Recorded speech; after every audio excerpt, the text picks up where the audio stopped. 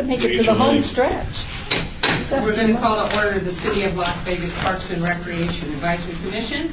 We're at City Hall, and it's February 3rd, 2015. Time is 4:01. And can we please have the announcement regarding the compliance with the open meeting law? We are in compliance. All right, and would you like to take attendance? Chair White, He's here. He's in the bathroom. he's here. I'll note the time when he gets in. Vice Chair Beckman, Here. Member Bastian, Here. Member Sherman is ill, excused. Member Lee, Here. Member Lopez, Here.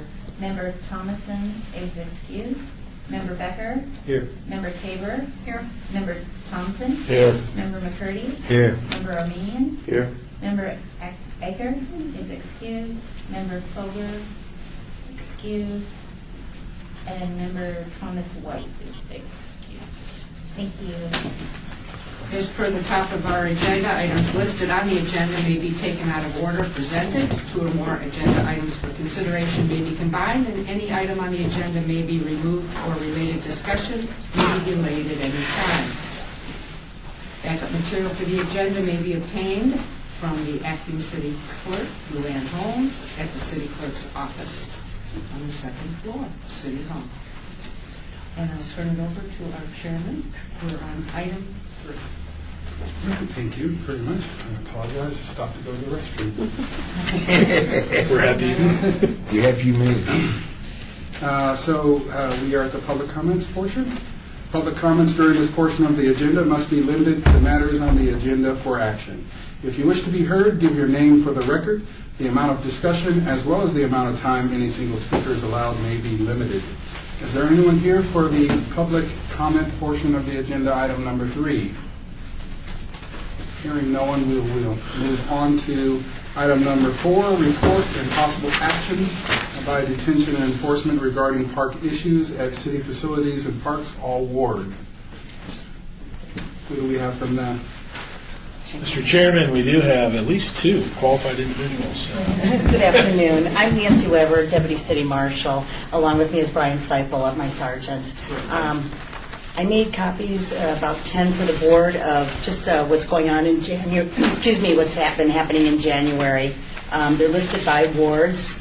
And as you can see, 1 through 6, the average dispatch time is on here, the number of dispatch calls, the field-initiated one by the marshals, and the total number of calls per ward, and then broken down to a total of 394 calls in the month of January. The total number of arrests was 20, citations 42, and the warrant pickups was 281. The top 5 calls for the following locations were city detention 27. Most of that was, that's Ward 3, of course. 7 were battery by a prisoner arrests, and 2 were unlawful acts, throwing of bodily fluids. There were 17 calls for Levitt Family Park, 12 for City Hall. Lorenzi Park had 12, and Ed Fountain 10. Wards 1 and 2 had no reported arrests, and I just mentioned Ward 3 were the 7 batteries and the 2 unlawful acts. Ward 4 and 5 had the satellite yards was broken into several different times. We had graffiti calls, auto burglaries, and some of the buildings were broken into in the shacks. It was extensive because each individual call, I think there was a total of 4 of them for that location. One time, actually, Metro showed up on it, and they identified 10 children, minors, juveniles, and but they didn't realize any destruction was done at that time. But our set team put it together, the whole situation, and 9 were arrested, I believe. A total of 9 suspects were identified and arrested for the burglaries, graffiti, petty larceny, conspiracy to commit a crime, and then there's a warrant out for the 10th suspect, because we did get pictures, all of them, from Metro and the marshals that evening after the incident occurred. So they were tied into all of them. Ward 6, there were just Majestic Park had subjects with narcotics, and listed on here is the following incidences in wards 3, 4, 5, and 6. As you can see, Ward 3 had J.C. Park had a fight and a robbery. Freedom Park, which is now Gary Reese Park, had graffiti damage. Ward 4, Durango Hills YMCA, had a purse stolen with credit cards. The activity on the credit cards was used like right away at the gas station. And all these calls that I'm giving you now, that there's no suspects at this time. Ward 5, Ed Fountain Park had assault and a battery. The 5th Street School down the street had graffiti damage. Lorenzi had 2 juveniles robbed at gunpoint. And then Ward 6, Mountain Ridge Park had a robbery, but our criminal investigators are working on it now. Does anybody have any questions? Yes. And thank you for your report. And I think over the past couple of years, we've received this report different ways. Director Hackford, we had asked a couple times that we could get this emailed to us so that we can be able to continue any discussions with our constituents or with our city council. It can be, because some of us are active in talking about how to work on some of the issues with our city council members, if that's possible. I'll pass it along to Chief Freeman and see if she can make that available. It's not something I generate, so I can't promise. So No, I'll it definitely. always came out of your office. So. Okay. As long as you We'll make sure that she does it. Okay. Right, did you want Can I ask you a question? Yes, sir. I like to know, are there any preventive things that are being done to try to curb these incidents? How many facilities have video cameras that we might or could be installed to say we were to bring this type of action to a halt? First of all, I think the best way to stop any activity like that would be the patrol, lots of patrol in those areas that defers the crimes. The cameras that we have in a lot of the facilities, most of the parks, I believe, have them now. Is that right, sir? Quite a few of them do. Not all of them. Those cameras are not watched on a regular basis. We take the film down to the CDs down. We watch those after the crime has been committed so that we can identify the suspects and how it occurred. So we don't have one that's monitoring the cameras at the park so that we can stop it at that time.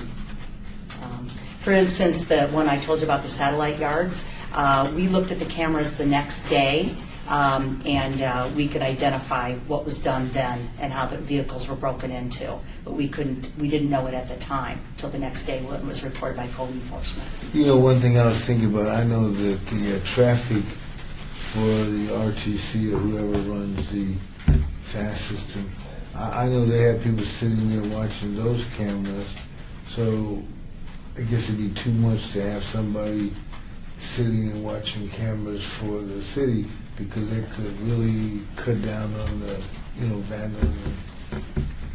Sure.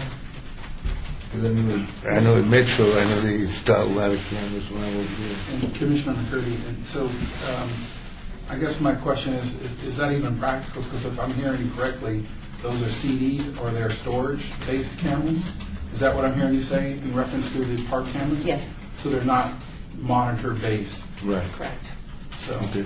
so We thank have you. some in the city garage, so if there's a car accident, we go and pull the tapes on that, and we can, No, I see- understand yeah. the I was just trying to clarify Right. whether or not it was practical to even consider that. I was curious. So thank you. Any other questions? Yes, the crimes, they're not broken out by AM or PM. So, because I know we have park ambassadors that float throughout our parks, and I didn't know if some of those calls were initiated by their observations of activity going on, or if these are happening for school, weekends, nighttime. I assume that the yard was, because Oh, sure, that was actually in the evening, and most of those kids were like 14, 15 years old in that group, because it came through the golf course fence. Most of the crime does happen in the evenings, but we can break that down for the next time, if that would help. Thank you. Any other questions? Thank you very much. Appreciate your attending. Thank you. Moving on to number 5, report and possible action regarding the maintenance and improvements of city parks all wards. Daphne. Yeah, Deputy Garza's here to give us a report. I brought a couple things I thought the board might be interesting in seeing and maybe hearing from us. There's a couple. The first thing I have, it's kind of a new initiative. We're working on a survey from Parks Maintenance that's going to go out to a sampling. It's going to be park specific. Actually, I'm going to pass it around because I only brought one copy. But this is kind of a sample of this survey. We've actually worked with graphics to help develop this design where it's going to be mailed out to 50 random residents adjacent to each of our parks. So we're going to do a survey for every one of our parks. We're trying to assess the condition and the cleanliness. You'll see by some of these questions, and I'll pass it around so you guys can kind of look at it. But we're starting out this year. We're going to try to get through all 70 plus 76 of our parks. We're not doing a lot of the plaza, but we're going to hit all of our parks, if you will.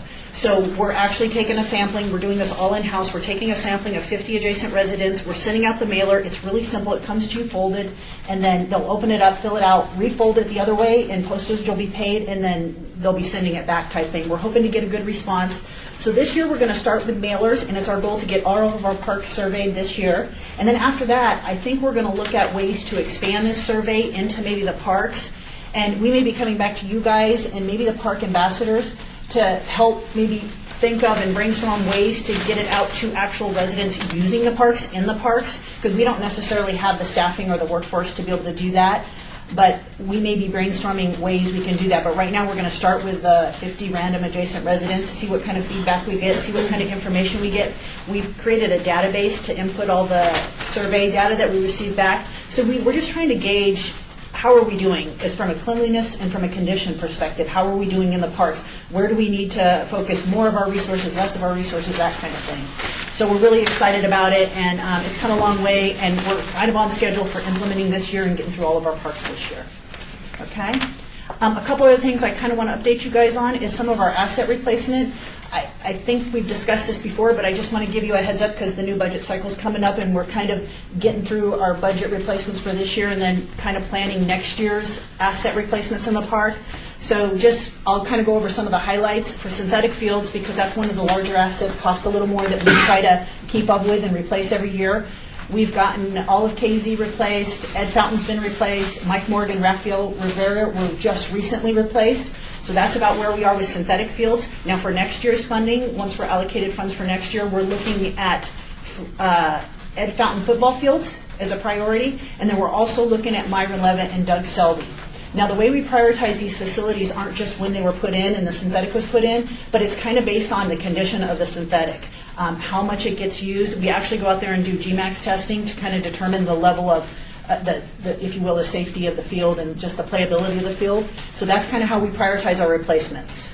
And so like I say, next year we're looking at the 3 football fields, because there's a practice field out there, 3 football fields at Ed Fountain and Selby and Myron Levitt. And even though Selby and Myron Levitt are newer fields, they get a lot of use, and they just seem to get worn quicker than some of the other fields we have in inventory.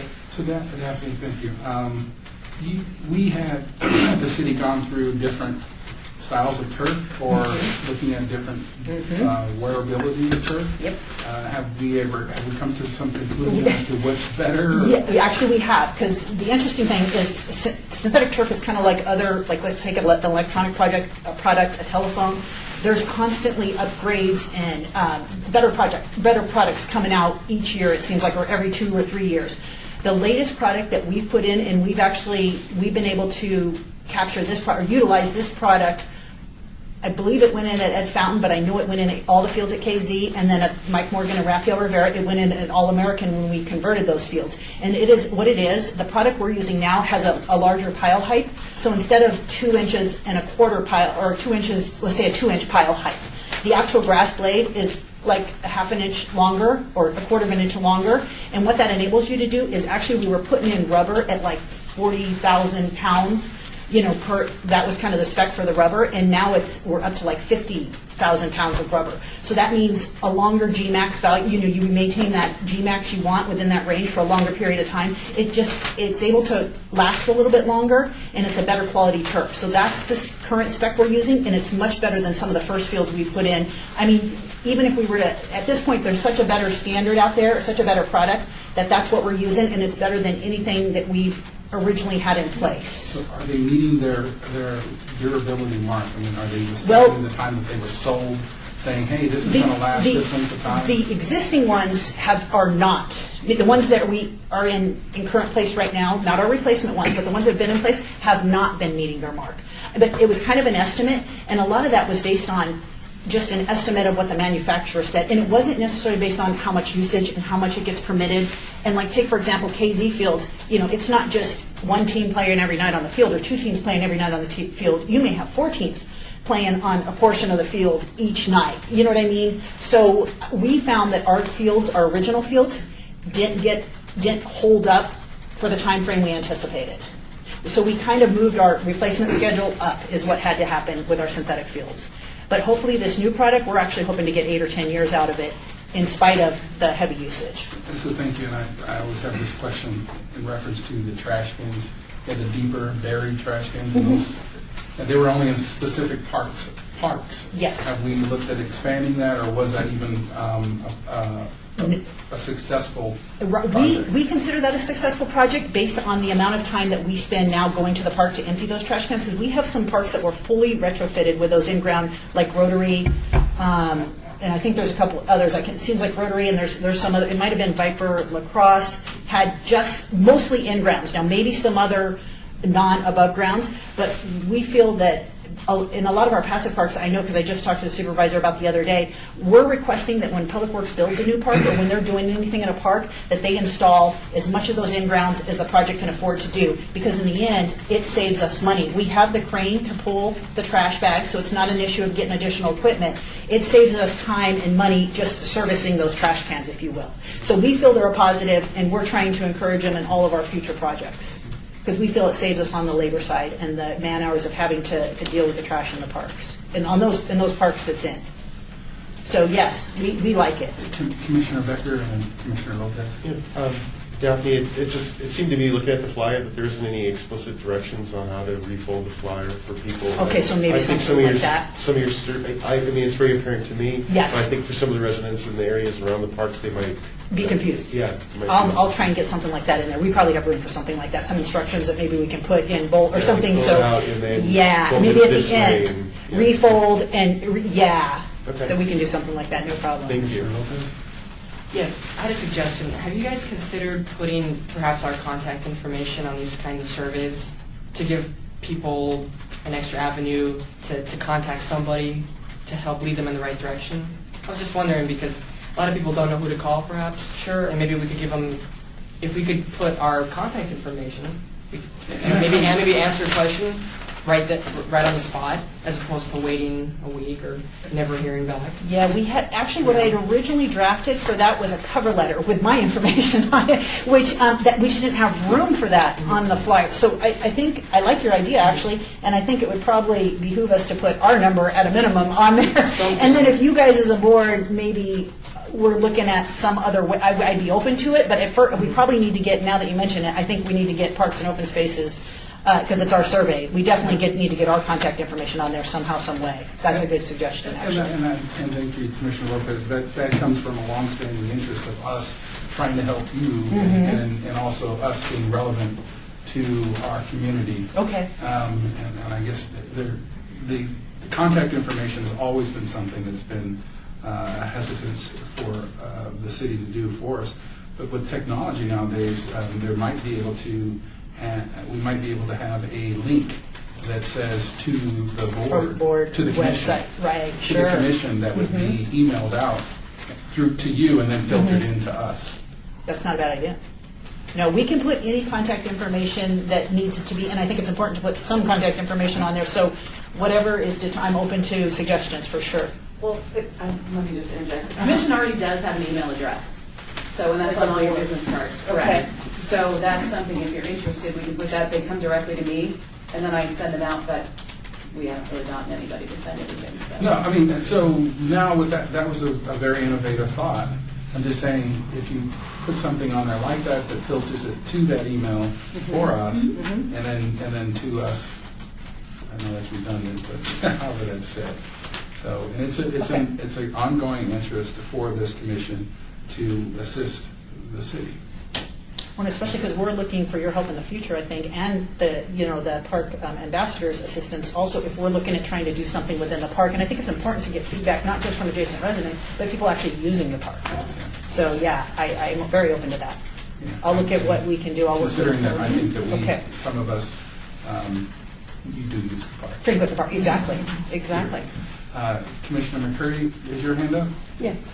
Well, you're not Commissioner McCurdy. Oh, no, I'm sorry, I thought you were saying if my name was up. I My thought you were glasses, asking they me my look name. cross-eyed. That's all right. I can't see you. Have a. Commissioner Benson. I wanted to know on the survey, and I wanted to get it passed, so I didn't hang on to it. Okay. Is there an indicator on there on if you receive this in your home, what it might Yes, be we are referencing? going to actually, the way it works, and we just don't have that filled in because this is kind of a sample, but we're looking, here's the resident's address, here's the park name, and we're going to board this, and that's what we're kind of short on landscaping space, so we're trying to make it work, and if we find out that, my gosh, we're not getting a lot of these back, or there's confusion as to what park, we will change something or do something different. But right now, we're looking, because it is park specific, so we're looking at putting the park name right here where they first open it. Hopefully that's clear. If we need to put it somewhere else, we can put it somewhere else. But the fewer things we have to change, because we have 70-some parks, and we're trying to get all these out to all these different parks, for all these 50 people and for 70. So, there is a place for the park name. Okay. And I just didn't catch this it. This is kind of where they put a little blurb about postage paid, return mailing. This panel must be visible when mailing. Please secure. But maybe they could put a little clearer about trifolding and refolding and that kind of thing. So we can work on that. We can definitely work on the That contact could be a information. good place to sneak in the parks again, too. That may be too, and that's what I'm thinking maybe something on this part where when you're filling out the survey, you can see which park, because this is all the survey, you can maybe see which park and be reminded which park we're talking about. So something like that might be beneficial. So, Commissioner Lopez? You said 50 mailers? 50 for each park area. Why 50? Why couldn't it be 100? Well, because we just keeping it, mind you, we're doing this all in-house. We're mailing this out. We're doing this all in-house, and we're taking the addresses off of GIS, a random search. So it's just to start. I don't want to, and we'll see how much response we get. Simpler. It's exactly, and 50 seemed like a manageable number, if you will, to start. That's all. Can I share this with you? Every time a political poll is done statewide or in the county, we only send out 625 statewide and 625 in Clark County or Washoe County. So it's never a large sampling. We only send out, but we only call so many people. So, thank you. Are there any more questions for Daphne? Thank you. Thanks, Deb. We'll move on to item number 6, report and possible action regarding the Department of Parks and Recreation audit compliance update, all wards. Up first is Elgin Williams, Good MSU. Good afternoon, Elgin Williams, Community Programs Manager with MSU. Here to talk about, thank you. Congratulations on the fact that he's now a manager, or the fact that he has good news tonight. Well, we haven't heard it. Oh, you haven't heard the good news. Okay. Well, the good news is that the audit that was conducted starting in 2010 has been finally closed out.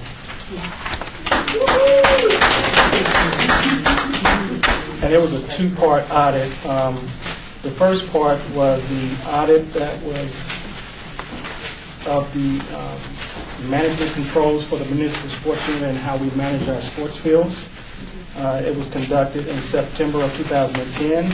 The objective was to evaluate the adequacy of controls over the administration. There were 15 items of concern that were found related to the adequacy of the controls over the administration of city fields. They're listed, so you guys can read at your leisure, and I'll ask questions if you have any at the end. The auditors concluded that there were really no controls that existed for the management of the sports fields. Also, the department staff was not properly trained, and Parks and Recreation needs to create new policies and procedures to address this. As a management team, our response was to develop official department sports field administration policies and procedures. We also conducted mandatory staff training for all municipal sports staff. And again, as of January 26th of this year, proud to announce that we have closed out that audit. The second part was the audit of the municipal sports unit as it related to control over staff duties. The objective was to audit, the objective of this audit were to determine the process followed by MSU staff to transfer management of city leagues, if the city was adequately compensated for those leagues if they did go out to commercial leagues, if there were any conflicts of interest related to MSU staff members, and if there were any inappropriate uses of city resources by the MSU staff. All four of those were found to be true, and we were again tasked to create policies and procedures to control those findings. And today we have concluded with the policies and procedures for all of the audits, and we have closed them all out. And this portion of the audit was actually closed out on December 11th of 2014. If you have any questions, I'll be glad to. I am very happy. Commissioner McCurdy. Mr. Chairman, I'm very happy to see this report because it was a funny thing. Just Sunday, when I was at the, what you call it, that over on Craig Road to the Office Depot, a person who always has a lot to do with sports attacked me and told me all this stuff was going on by the Parks and Recreation Department, and here today I can go back and take this and show this to that person and it says the city of Las Vegas has resolved all the issues because your name was the very name that came up. Oh, and I know, I'm pretty sure I know who that is. If I can add something real quick, it's, you know, the hard work of Elgin and his team, you know, results in not only satisfying the auditor, but it results in documents and policies and procedures that we will be implementing and continuously going back and checking and making sure that we're adhering to them. So it doesn't stop. You know, it's a continuous process. And But I'm so everybody takes it very seriously. I'm So I happy about appreciate this. you sharing that good news when you have a chance. So, thank you, Elgin, and I hope that your staff in the field will continue to have the answers readily accessible and available so that they're not out there saying, I don't know. Yes, we will. And we're continuously looking at our processes and improving them as we go. Any questions for Commissioner McCready? I'd just like to say to Elgin, I'm very happy that you're still here. You have not decided to retire yet. I'm just hoping that you stay a little longer to finish doing the great work that you're doing. And Elgin, I think you've done a good job running with Barbara and Billy, and you've just been a good employee, I think, so I want you to know. I personally feel that way about you. Well, thank you, sir. I don't think my wife's going to let me retire yet, so you don't have to worry about it. She made my Christmas list. Christmas Eve? No, she's made my Christmas Oh. list. She'd keep him on. Thank you. Thank you. All right, thank you. And thank you very much. We'll move along. There's another part. We have one more part. Susie Quintana. That was MSU, and this is, I guess, more administrative, business-oriented. So Susie handles that for us. Review on two of the most current audits that our department undertook here not too long ago. In May of 2014, we underwent an audit of our cash handling procedures, as well as an audit of our management controls over employee overtime and callback. And you will see that the objective for the cash handling audit was to ensure that we had adequate controls over our city assets, which would be our funds, and to ensure that all of our department employees had proper controls and procedures in place and that they were trained accordingly. And lastly, to ensure that the controls provided identification for any missing deposits and to ensure deposits were made within a business day. And the scope was at all of our community centers and our municipal sports, which is one of our year-round facilities. Of the cash handling audit, there were 13 findings that the auditors found for recommendations, and they were categorized into 5 different categories. Basically, customers not receiving a receipt, deposits not made within one business day to Bank of America, incomplete deposit logs, and updates to some of the forms, and ensuring that there were controls of our safe deposits, or rather our safe combinations in our facilities. Ideally, the auditor found that we did have controls in place, and we really just needed to update our procedures accordingly with our new department, ensure that we had adequate staff training, which we conducted in September of last year. We had 26 different sessions, and we trained over 100 employees on cash handling, which was great. Everybody has the same procedures. And we also shored up our responsibilities when it comes to doing our daily deposits and making sure that management controls the processes that we undertook. We have only one of our findings that's still to be tested and for the auditors to go out and test, and they're doing that right now in all of our centers. So that's the cash handling. And then the other audit that we undertook in May of last year was for the control of our employee overtime and the callback. The objective was to ensure that we had management controls in place and that we're pre-approving overtime, and we are ensuring that the classification and the recording of such overtime is completed. At the time, we were Parks, Rec, and Neighborhood Services. We were a different department, a little bit bigger, so there's 105 employees that we monitored under the controls of the audit. And the findings were that the Department of Parks and Rec needed to implement a more efficient and effective process for approving the overtime, ensuring that it's pre-approved, and if it was a callback, to ensure that it was post-approved. And we implemented an automated approval form as part of our procedures.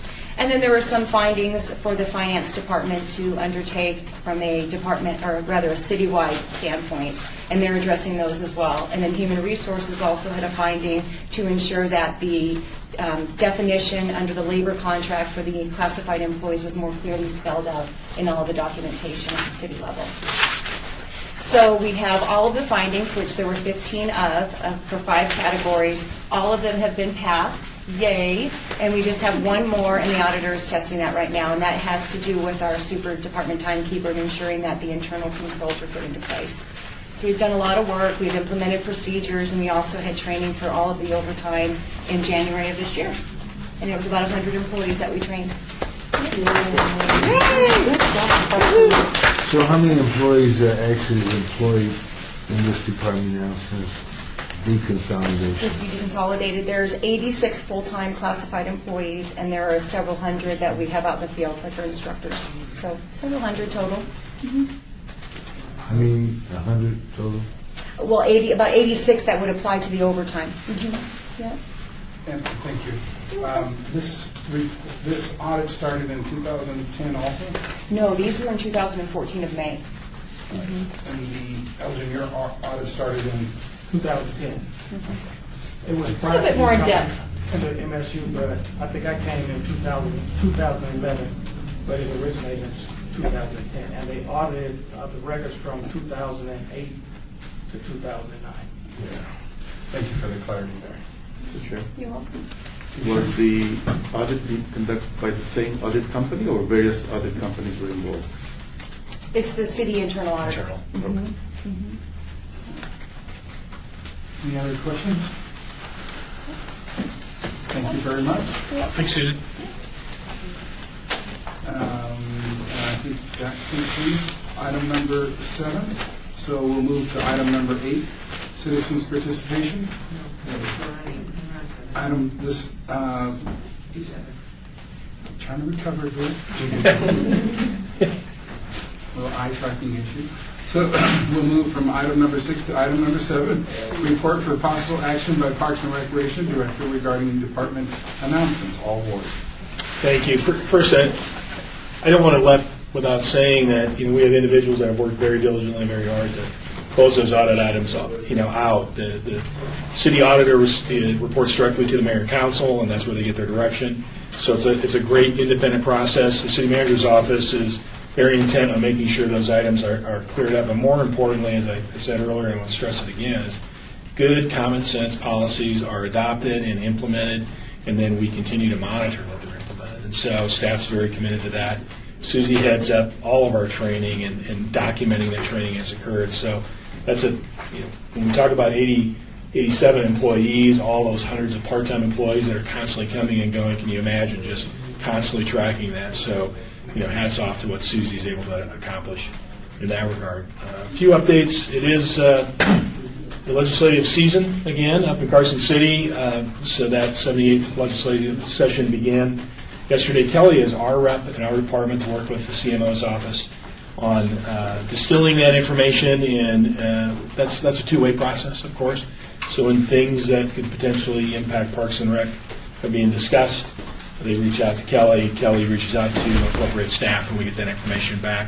Hopefully, we'll have some items that are, that will be enjoyed by you all to report in the next ensuing several months if they can get to anything that benefits our department. Don't believe there's anything that the city of Las Vegas is seeking at this point related directly to Parks and Rec at the legislative venue. Revisions to the Park and Rec ordinance, that goes back to the changes, the subtle changes you all wanted to occur in your enabling legislation and ordinance. So that's going to go before Council February 18th. Councilman Ross did, of course, appreciate the offer to champion that, so he has championed that. So on February 18th, that will hopefully be, is that going to be introduced, the 18th, or approved? Introduced. No, it should, I think it should be, no, it'll be introduced. Introduced. So be introduced the 18th and then approved the first meeting in March. We have a unique opportunity. It's called the PetSmart Pop-Up Park or Pup Park. So it came to us via the National League of Cities. Mayor Goodman learned of opportunities and enjoyed in other communities where PetSmart has donated this pup park that has basically, it's a shipping container. We haven't seen, I don't know if we've seen pictures of it yet or not. But it's being used in a number of other cities, including Phoenix, real close to the PetSmart headquarters, and it's an opportunity to get a free pet park or a dog park. So we're looking at where it might fit. We're working with Daphne to identify some appropriate sites. And when people want to give you things, you always want to be responsive and respectful, but there's a lot of processes to go through, and we want to make sure that it's also appropriate in our parks and serves an area that's really needs a pet park. And so Daphne and her crew have identified some good sites. So are you considering where the pop down, the pet? Pop down. A couple of the sites, and Daphne, correct me if I'm wrong, because I know we still are trying to figure out just what kind of advertising might be on this container, which would take, any BLM site would be taken out of consideration. They strictly prohibit any commercial advertising in that regard. Bill Brer, is that still? That's one of the BLM. That's a BLM. So Baker Park, we're looking at If there's enough room in Baker Park, if we can find an area, we're looking at the Mayfair is the best way to call it. It's between 15th and 16th off of Charleston, next to the fire station. It used to be a park, maybe historically, but it's since long been abandoned or not a park. So it's kind of a vacant lot, maybe a future park down the road. Then there's a couple lots in Ward 3 that are future parks along the wash. I think one is near Harris and the other one's near Lamb, out that way. So we're looking at those two parcels because what this improvement, it's a temporary improvement. They said for up to maybe 3 years, and it doesn't matter if it's necessarily like I noticed in the one they have 4 throughout the U.S. right now. I think one in Detroit and Phoenix and maybe a couple other Sacramento. And one that I saw, I think in Detroit, looked like it was on a vacant lot with weeds. You know what I mean? And that's where they put it because that's where the need was. And they bring all the improvements ideally, and it's nothing is planted in the ground. It's all above ground improvements that can be removed after a year or 2 or 3, or whenever a park project would take effect or come to fruition. So it's kind of a temporary thing, and that's why we're looking for places where it would easily fit and work, where there's not already a dog park in the vicinity or that kind of thing. So that's the 4 that we had considered doing a layout to see if there was enough area for this particular temporary improvement. Can I ask you a question? Oh, I'm sorry. Go ahead, sir. I was going to ask, how big a parcel of property does this take? It doesn't need to be very big. I think they put out a number of 5,000 square feet. It has to be only as big, and they only provide about 340 linear feet of fencing. So it's kind of as big as you want a dog run to be. It's one dog run because the what do you call that? The Connex. Yeah, the Connex box becomes the ingress and egress into the dog run.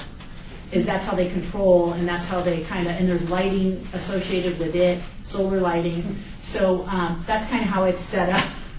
Commissioner McCurdy and then I'll speak. Okay. Let me ask you a question, Daphne. in Ward 5 of historic West Las Vegas, I don't think we have a dog park, if you will. park. And I know we got a lot of dogs running around, and people bring their dogs to the park. Parks. Is there any way you can kind of look at? Yeah, we can definitely look at locations there. We can definitely do that and see if I there's mean, one I'm that's just saying viable. because Sure. I look at all these people had these dogs and Doolittle and then Yep. the Bertha Johnson and And it doesn't even have to be a park. It could be a city-owned lot, if you will. Right. We could add that improvement, that temporary improvement, to see if it's being used, to see if Because that's a you- viable option. because you have And- a lot, you Yeah. have a city-owned lot right at Harrison and F Street. Okay, Harrison and F. We'll look Yeah, at that. Harrison and F Okay. is a city-owned Lot. lot. Okay. And then just Children's is the only one I can think of in Ward 5. So you're right, you're not well serviced by dog runs. Right. Yeah, that would. Well, I have just a quick conceptual statement. Does it have air? I mean, it's going to be a weenie roast. That's a good question. Now, we did talk to them a little bit about shade, and there's, what they're hoping is that wherever we would put this, there might be some existing trees or things of that nature to provide shade. But you're right, I don't remember the Connex block being climate control being provided. So you're right, that may be a little bit of concern. They have one in Phoenix, so they are aware of our heat, there's no doubt. We can explore how they got around the heat or the intense Yeah. heat. Yeah. Commissioner Lee? Is there a website we could check out just to see what a typical park looks like? And Liz, can you give it to us? You know what, I will send you the link that PetSmart sent us, Thank you. and they're going to send us some photos too. So, absolutely. So thank you. And thank you for tolerating my humor. But one last item, Chair. I went to the SBA coming after me. We're continuing with our business plans for all of our centers, which allows them to really take ownership and be active in developing, that coming year and the ensuing 3 to 5 year programming and planning for their centers. We believe that's going to be a natural in getting them, our coordinators and our supervisors, more involved in our budgeting process based off those plans, and so that's underway, and that also feeds into our Performance Plus measures. And so, we're just trying to bring a lot of logic and get ownership and accountability instilled in those folks that are meeting and greeting and working with our customers, so that we are serving our customers to the best of our abilities. So we'll keep you informed at that process as it continues, because the budget, of course, is just starting to be developed and for fiscal year 16. Do you have a question from Commissioner McCurdy? Through you, Mr. Chairman, Tim, can I ask a question? I'm trying to figure out, does the city of Las Vegas do any private partnership in reference to parking at some parks? Like, give you a good example. Doolittle has very poor parking. And if I remember correctly, before Andre Agassi had that park, and you may help me out, that the city of Las Vegas partnered with Albert Lyles at that particular time. I'm remembering, it's been a And while, like 10 years ago. That property Albert Lyles owned at that particular time, the city of Las Vegas partnered with them, and then we had parking, and then we had, the use of that land, et cetera. And I'm just trying to see, because I look at Doolittle right now. If you go there for the Black History events or whatever events, or during December, most all the time, Doolittle has no parking. And I know a piece of land that's across the street that I'm quite sure that you can work out the same kind of agreement, across from Rainbow Academy on the northeast side of the street at LaSalle, a whole big old vacant lot. And I remember one time when the president came, they used that lot also. And I'm just thinking of ways to kind of help the overflow And especially when you have tournaments, basketball tournaments and things. Right. There'd just be so many cars around Doolittle, and the parking is very poor. And I think we should look into seeing what we can do to eliminate the parking problem at Doolittle. Now that you want to build a high-rise parking garage at the Andre Agassi Academy, because that is, I think, city-owned property now, partnership property. But I'm just saying it's so bad, and I think that it's to the advantage of the city to, see what they can do about, Definitely looking at it. I do believe we have a sharing arrangement with Andre Agassi. Yeah. And then, of course, right behind with the library and our cultural Yeah, center but see, there. yeah, but- and there's nuances. I think you it can depends have on a- if they're being used or I not. think you can have a sharing agreement with the person who owns the land. Oh, sure. Yeah, we'll definitely. And I can tell you who owns the land, Lewis Connors of Seven Seas, who owns that piece of land. Thank you, Commissioner McCurdy. And just trying to make it relevant for item number 7 for possible future budgetary There you go. consideration. That's what I'm saying. Yeah, otherwise, we'd have to have that under a different itemized area. Anything else under item That's it. number Thank you 7? for your indulgence. Chair White, can I just, Tim, thank you. Tim, I have 2 questions. One of them, while Daphne is here, she might be able to help answer this too. What is going on the corner of the southwest corner of Ed Fountain Park? There's a lot of construction vehicles and stuff moving in and out. I know there's a road project, or there was a road project. Yeah, and are they just exiting? That could be a lot there. Now, I know there is, funding hasn't been allocated, but I know that parcel there is city-owned, and they're looking to expand park improvements at some point. Okay. That's the latest I've heard, was I thought that was going to kind of slated for park improvements. At one point it was maybe a rec center, but the Right. latest I've heard is maybe park improvements on that land, although it hasn't been funded yet.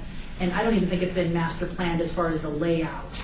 But there was discussion, I know where the city is looking at potential park improvements on that land, but right now, if you see construction activity, I have to guess it's tied maybe to that roadway project. It might be just cleaning up from that. Or they might have been staging there, or that, but I can double check and just make sure. Then I also wanted to ask a question. Oh, sorry, I had So, to. Commissioner Baxter, Sorry. just wanted to relate it to a item on the agenda. We might want to. Well, it just says report of possible action, so we can't, you don't want us to ask questions of the director? Okay. I mean, No, I'm cool, I just. we can. I think it may fit into the citizens' participation. Oh, all right, very good. Thank you. That's all I'm Oh, trying no, to say. fine. So, if there's no other questions for the director, we'll move into item number 8. And that is citizens' participation. Public comments during this portion of the agenda must be limited to matters within the jurisdiction of the commission. No subject may be acted upon by the commission unless the subject is on the agenda and is scheduled for action. If you wish to be heard, give your name for the record. The amount of discussion on any single subject, as well as the amount of time any single speaker is allowed, may be limited. So, is there anyone here for the citizens' participation, including commissioners, that would like to make any statements and/or anything that's not going to be acted upon? I'll continue first. Thanks, Chair. Go first. I had another question. There was some time ago an agreement that was done, long before you, Tim. There was an agreement done with Summerlin in regards to a potential recreation center as they built out Summerlin South. And so I was wondering if you'd be willing to kind of check into the status of that, and then maybe at a future meeting, let us know if that's going to ever have an opportunity to go forward. Okay. Okay, Mr. Chairman, I would now like to entertain and ask Tim to look at the possibility of trying to deal with the overflow of participation at Doolittle Community Center. So the overflow parking could possibly be part of the agenda item in the future. Right, that's what I'm saying. Just restating. Any other individuals within the room and/or commissioners that have any comments during this portion of the agenda? I'm slow balling it. If there's no other statements surrounding item number 7, we'll move to item number 9. Meeting adjourned.